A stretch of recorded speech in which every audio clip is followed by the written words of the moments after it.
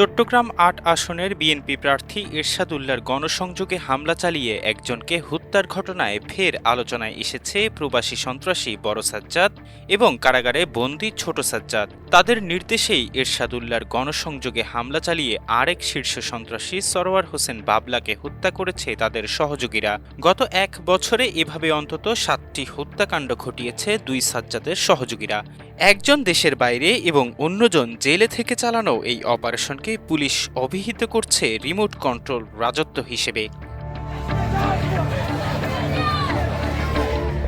Police বলছে কারাগারে বসেই সাজ্জাদ টার্গেট লিস্ট তৈরি করে পাঠান তার আস্থাভাজন রুবেল, সোহেল ও রায়হানের কাছে। সবশেষ বুধবার রাতে বায়জিদ থানার চালিতাতলির খন্দকার পাড়ায় এরশাদ উল্লাহর নির্বাচনী প্রচারণায় হামলা চালাতেও এমন একটি নির্দেশনা পাঠিয়েছিল ছোট সাজ্জাদ, যা বাস্তবায়নের দায়িত্ব ছিল রায়হানের উপর। তার নেতৃত্বেই জনসমাগমের ভেতরে মিশে একেবারে কাছ থেকে মাথার পেছনে অস্ত্র ঠেকিয়ে হত্যা করা হয় বাবলাকে।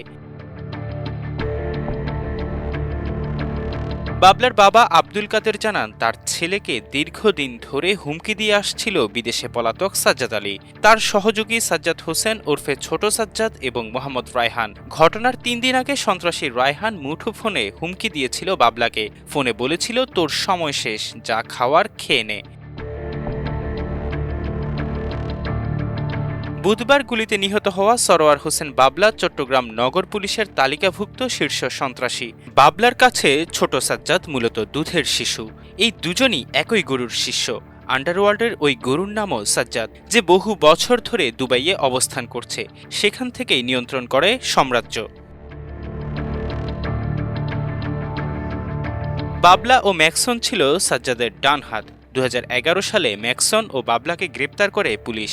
২০১৭ সালে কারাগার থেকে জামিনে বের হয়ে কাতারে চলে যান তারা।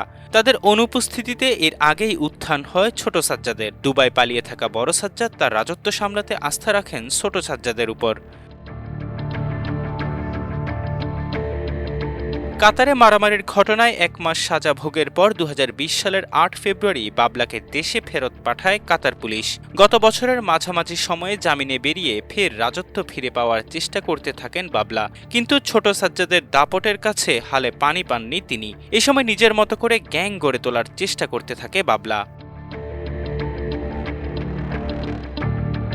পুলিশের তথ্যমতে সম্প্রতি বিএনপির নেতাদের হাত ধরে রাজনৈতিক মঞ্চে জায়গা করে নেন আন্ডারওয়ার্ল্ডের বাবলা। কারাগারে থাকাকালে চট্টগ্রাম ৪ আসনের বিএনপি নেতা আসলাম চৌধুরীর সঙ্গে সম্পর্ক গড়ে ওঠে তার। মুক্তির পর এই সম্পর্ক আরও ঘনিষ্ঠ হয়। এরপর মহানগর বিএনপির আহ্বায়ক এরশাদ উল্লাহর সঙ্গেও তার ঘনিষ্ঠতা তৈরি হয়।